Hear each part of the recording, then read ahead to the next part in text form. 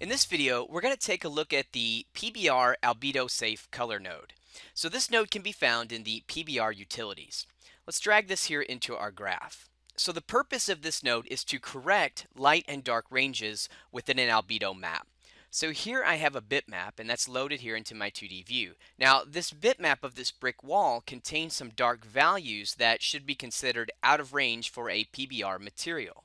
If we zoom in on this bitmap, here you can see around this brick, a lot of the stains on this brick, they're very, very dark values. Here in some of these shadow areas, we've got some very dark values. Now, in some of these really tight shadow areas where basically, light is being occluded and we have some of these shadows, some of that can be okay. As we talked about in the guide, you don't want to take any type of occlusion lighting data and multiply that into your diffuse map. But sometimes when you have some areas where micro occlusion needs to be added because you really couldn't get that same fidelity by just adding that ambient occlusion into the shader's input slot. So as with anything, there's always some gray area there on how you want to work with that. But in our case, this is very extreme. I mean, these values are way too dark. But what we're really taking a look at are some of these values here that are dark, not so much because of the occlusion, but just within the value of the surface itself. So you would want to correct this, and that's where the safe node comes in.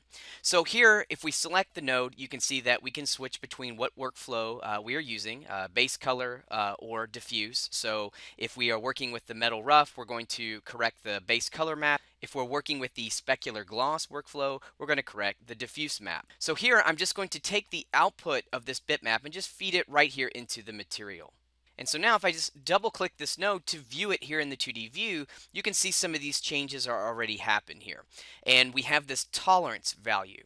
So here, just at the default of 0.5, this is kind of like a mid tolerance. So let's take the tolerance, all the way down to 0. And let's take a look at what's happening here in this area. We'll just kind of zoom in a little bit closer, and we're focusing in on this dark area. Now you can see that if we pull the tolerance all the way up to 1, let's hit this icon here, this little information icon, and let's sample some of these pixels. So if we take a look with the tolerance all the way up, that means that we're allowing for some more dark value into the actual image. So notice that the RGB, if we kind of sample in this area, the RGB, we're around 30, let's see here, 31, 32 for green, 51 for blue. So we're close to the ranges we discussed in the PBR guide. What we had mentioned for dark value is that we don't want any values below 30 sRGB, and that would be considered our tolerant range. Hence, we have tolerance here at 1.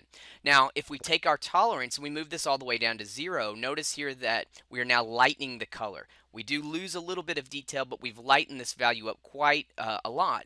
And if we sample, you can see that for our red and green now, we're close to 50. So we're about at 48, 48, well, our blue as well, 48 here.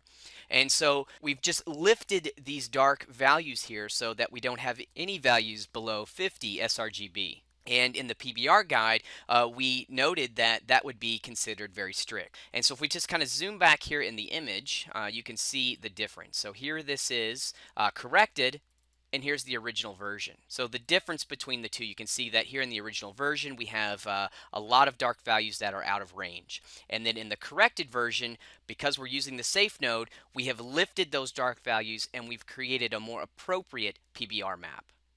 And so you can use this node as a quick utility to correct bitmaps or textures that you're bringing into Substance Designer, or if you want to run your base color or your diffuse map through the safe color node just to make sure that you don't have any dark values out of range.